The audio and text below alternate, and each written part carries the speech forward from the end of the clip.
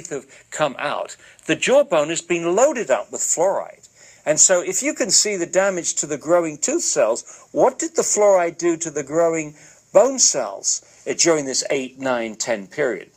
In fact, the first study that was published on this in 1955 indicated that the children in the fluoridated community, which was Newburgh, New York, had twice as much cortical bone defects as the children in the non-fluoridated community.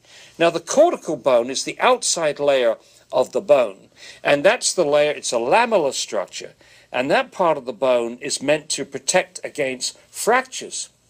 And so the concern then is whether we're increasing bone fractures in children.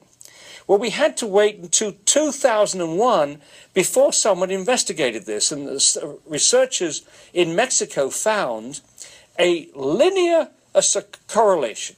As the severity of dental fluorosis went up, meaning the amount of fluoride the child had been exposed to before the permanent teeth had erupted, as that went up, so did bone fractures in the children. And it was quite striking. When you go from no dental fluorosis to very mild dental fluorosis, it doubled. The bone fractures doubled.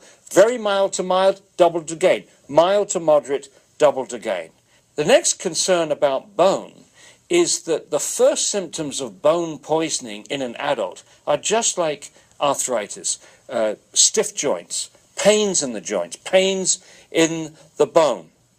In the United States, we have 1 in 3 adults now with some form of arthritis. And if you ask a doctor what's causing it, they will say, well, we don't really know, but we think it's got something to do with aging. Well, what also parallels aging, of course, is the number of years you spent in a fluoridated community, 10 years, 20 years, 30 years, 40 years, 50 years, eventually 60, 70, and so on. The next concern is as the fluoride continues to build up in the bone, and I should say that up to 50% of all the fluoride that we take in each day accumulates in the bone. The fluoride is bioaccumulative. The bones get more brittle.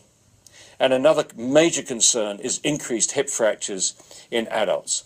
A studies done in China, as documented in this National Research Council report, and we further elaborated in our book, The Case Against Fluoride, indicates that levels as low as 3 milligrams per day, that's 3 liters of fluoridated water per day, may increase hip fractures in the elderly.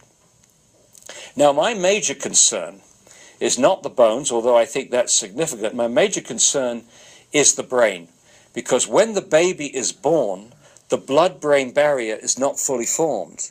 We think the blood-brain barrier keeps fluoride out of the brain most of the time, but for the first half year of the baby's life, the fluoride can get into the brain.